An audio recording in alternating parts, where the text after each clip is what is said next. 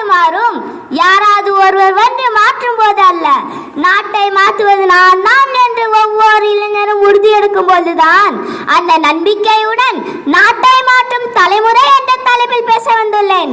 நண்பர்களே, இன்று நாம் சுதந்திரமாக சுவாசிப்பதற்கு காரணம் நம் முன்னோர்கள் செய்த தியாகங்கள்.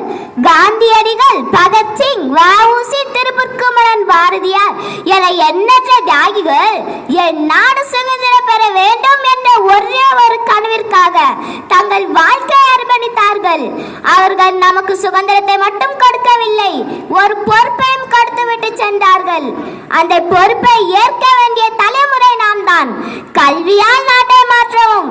இன்றைய மாணவர்கள் நாளை மருத்துவர்கள், நாளை ஆசிரியர்கள், நாளை விஞ்ஞானிகள், நாளை தலைவர்கள். ஆனால் நாம் நமக்குள் ஒரு கேள்வியை கேட்டுக்கொள்ள வேண்டும். நான் என்னவாக போகிறேன் என்பதல்ல, நான் நாட்டிற்கு என்ன செய்ய போகிறேன்.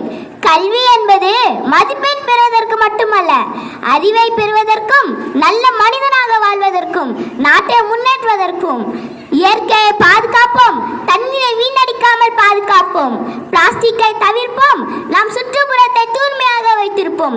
தூய்மையான இந்தியா என்பது அரசின் கடமை மட்டுமல்ல, ஒவ்வொரு குடிமகனின் கடமை. ஒற்றுமையால் நாட்டை உயர்த்தவும்.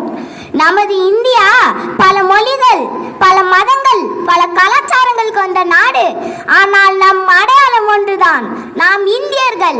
ஜாதியால் பிரியாமல், மதத்தால் பிரியாமல், மொழியால் பிரியாமல், மனித நேயத்தால் ஒன்றிணைவோம்.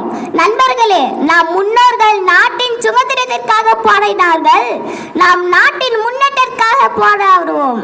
அவர்கள் அந்நிய ஆட்சியை எதிர்த்தார்கள், நாம் அறியாமை, ஊழல், பாகுபாடு ஆகியவற்றை எதிர்ப்போம். அவர்கள் சுதந்திர இந்தியாவை கனவு காண்டார்கள், நாம் வலிமை